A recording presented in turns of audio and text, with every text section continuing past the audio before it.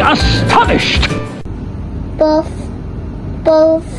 Thelma and Fred were shocked to see such a big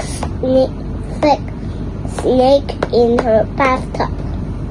One day, Seth the snake said he would help Theo and Beth. He would go to Fred and Thelma's home to scare them away.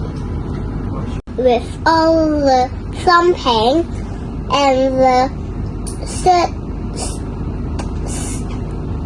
Phil and Beth were mad.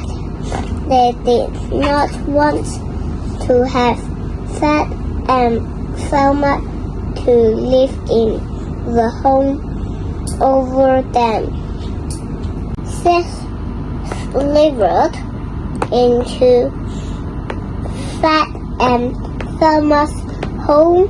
He slithered into the bath to hide.